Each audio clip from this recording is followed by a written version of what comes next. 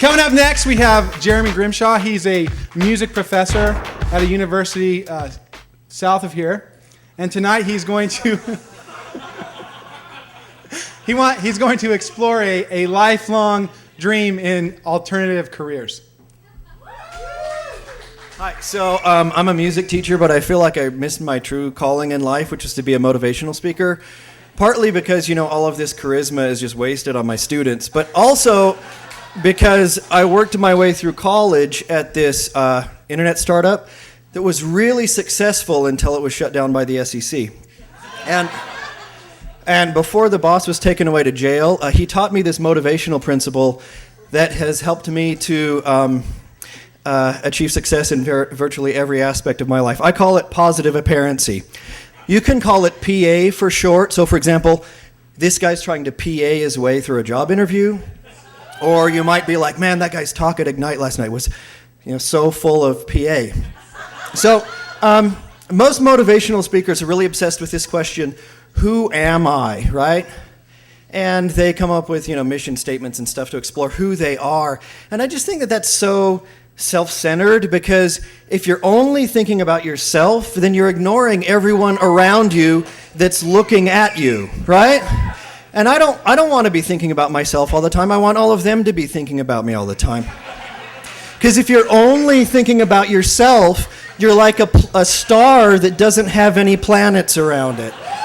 And any astronomer worth his salt will tell you that a star without planets is utterly pointless.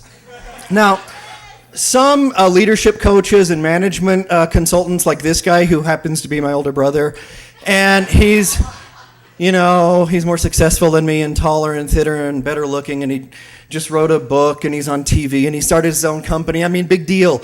Mom, right? Anyway, so guys like him will say that success is all about competence and accountability and empirical reality, which, none of us want to think about that right now. So, for me, success is really, it's not about how things are, it's about how things appear. Or as I like to call it, because it's more, trademarkable, apparency, right? It's about being able to look like you know what you're talking about. But that's a hard thing to do today, because there's so much information out there, right? There's so many different sources of information that it's just like a flood of knowledge. And so what you have to do to survive that flood is you do what Noah did. You build an ark, okay? Apparently representative knowledge. Now, the beautiful thing about ARK is that it's not knowledge that you actually have to go out and acquire and possess. You just have to apparently possess it, okay? Here's how it works. So the stars in this constellation represent stuff you actually know, and the black stuff is in between is stuff that you don't know, right? But if you deploy that information strategically, then your listeners will assume that all of that black space of ignorance is filled in with knowledge and wisdom, right? So, for example, if you know a little bit about the Peloponnesian War and a little bit about the Trojan War, they're going to think you know everything about the Greco-Persian War, right? Case in point, what do I know about ancient Greek wars? About 15 seconds worth, right? Just enough to get through that last slide.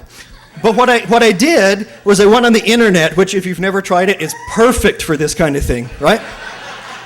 And I just look up a few things and I'm ready to go. Now here's the second principle of positive apparency.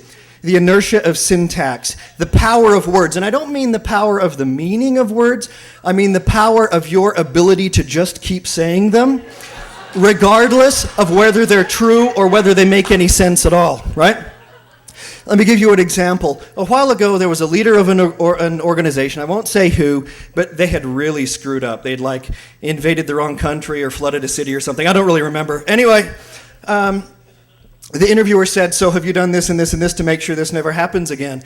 And the interviewer, if he was concerned about reality, he could have said, no, not yet. But he was concerned about apparency. So instead, he said this: we're implementing precisely those measures on a going forward basis. That is powerful, powerful stuff. Because, you see, when you're a leader of an organization, your job is to be the drummer. You just have to keep the beat going, keep the words flowing, right? regardless of whatever else happens, right? And I'm a musician, so I can tell you that any music that doesn't have a steady beat and a ton of drums in it is a total waste of your time. Now, I'll conclude with, if there's one thing that my boss at that old startup taught me, it's this, that if you give them a good enough impression, you don't have to give them anything else. It's a powerful business philosophy, and it's also well within your Miranda rights when they carry you out of the building. Thank you.